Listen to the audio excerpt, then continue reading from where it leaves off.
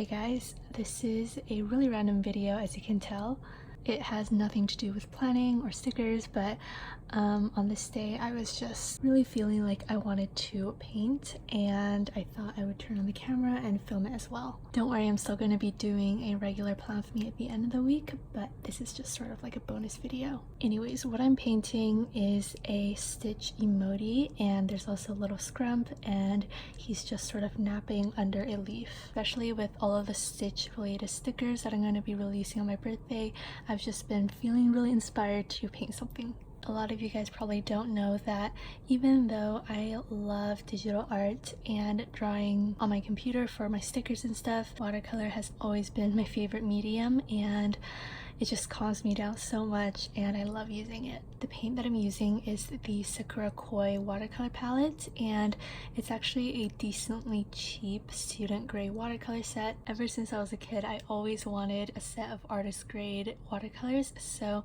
I'm thinking maybe like at the end of the year or maybe next year I'll treat myself to a set. But for now, I'm just making do with this set and I think it turned out pretty well. So what I generally do is start with the background, and you'll see that compared to especially the first clip of this video, everything seems really washed out and a little bit wonky. All of the paintings start this way and you kind of just have to force yourself to keep going and tell yourself that it's going to get better. Watercolor is a lot about patience and layering. You can see that some of my strokes, it doesn't even look like it did anything, but every single thing that I do somehow just makes the finished piece what it is. And painting a piece like this is very different from making a realistic portrait, which I also love to do. A lot of the shadows are just really saturated and looks really fake, but that's kind of what I'm going for. If it was more of a realistic portrait, then there would be a lot more undertones and it would be less just like shading with the same color but darker. Also, because my watercolors are student grade, I think that's also part of the reason why I have to do a lot more layering. There's just not enough pigment to get the bold looks that I want. If you have some better watercolors than me, then you'll probably not have to layer as much. You'll also notice that because there is a sun and the sky is a little bit yellowish orange, some of the highlights on the water and also on Stitch is a little bit yellow. In the foreground, I have some of the bushes and leaves, and that's actually a technique that I saw on this really old Disney animating video. It wasn't really a tutorial, but it just showed like a really tiny clip of one of the old Disney artists from way back in the first Sleeping Beauty era. He kind of did a similar technique with the bushes, so I really wanted to try for this piece, and I think it turned out okay. And what else can I talk about? I usually just use one brush. I really like the water brush because it's super simple. I'm a really lazy person, so if I have to like pull out jars of water and a billion different brushes, I just wouldn't like to paint. So yeah, the water brush is awesome because everything is just in one, and sometimes I fan out the bristles a little bit to create some texture, but other than that I just generally use one brush. I believe this is the medium or the small, I'm not too sure, but it does create some really nice variations of width. So a little bit more about my painting techniques.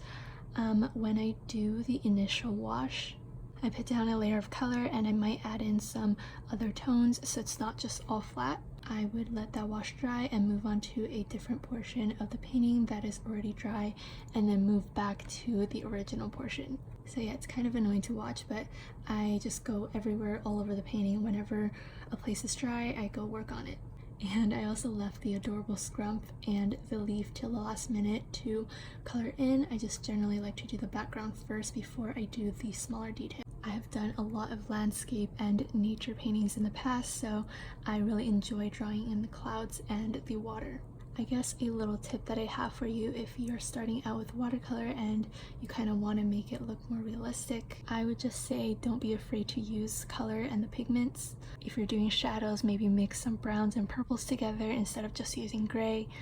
And I know it's really intimidating because with watercolor you can't really take back the color that you put down, but definitely don't be afraid to actually put down color because that's going to make your painting just stand out so much more. Now that the base colors are all done, it's sort of the fun part where I get to do a lot of shading and highlights. It's kind of when the subject just comes to life and it's really amazing to see.